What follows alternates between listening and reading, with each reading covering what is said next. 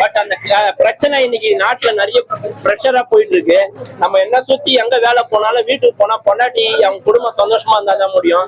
அதை நம்ம உறவுகளே நம்மள வந்து ட்விஸ்ட் பண்ணி நம்ம மைண்ட் பிரச்சனை பண்ணுது. அது எங்க அப்படின்னா நாத்தனாருன்ற கேரக்டர், நாத்தனார் வீட்டுக்காரன், அதே மாதிரி மாமியாரு இருக்காங்களா அவங்க வீட்டுக்காரங்க, இவங்களுக்கு எல்லாம் என்ன பிரச்சனை, ஏன் எல்லா குடும்பம் அஃபெக்ட் ஆகுதுங்கிற மைய கருவை குச்சி பாண்டியராஜ் அடிச்சிருக்காரு. இது ரொம்ப தேவையான படம்.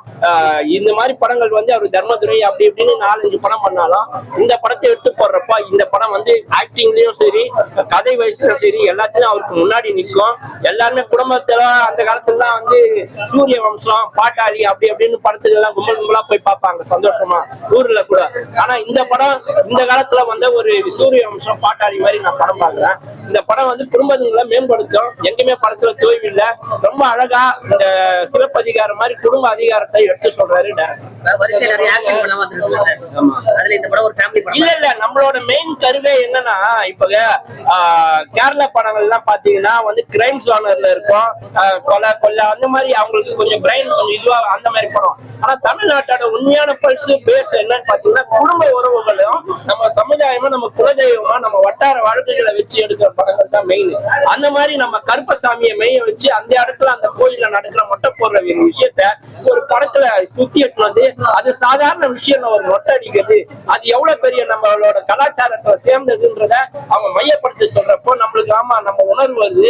நம்மளும் எந்தெந்த இடத்துல விட்டு கொடுத்துட்டு போலாம். இது வந்து பிரிஞ்சிருக்கிற குடும்பங்களுக்கு ஒரு சேரத்துக்கு ஒரு பெரிய படம். தப்பு பண்ற எல்லாருக்குமே குடும்பங்கள்ல ஐயோ அவங்க கல்யாணம் ஆயிடுச்சு அவங்க விட்டுறணும் அப்படின்னு நினைக்கிறவங்க, லவ் பண்ணிட்டு இருக்க பசங்களும் தங்கச்சி இருக்கிறப்போ இல்ல அவங்க வீட்டுக்கு போற பொண்ணுங்களும் யோசிச்சு நடக்க வேண்டிய ஒரு முக்கியமான படத்துல எல்லாருமே அந்த கேரக்டராவே இருக்காங்க. குறிப்பா ரோஷினி அந்த நாத்தனாராவே இருக்காங்க. நமக்கு அவங்களுக்கு தீபா அம்மாவா சில விஷயங்கள் பண்றப்ப அதே மாதிரி நமக்கு கோவம் நிறைய பண்றாங்க.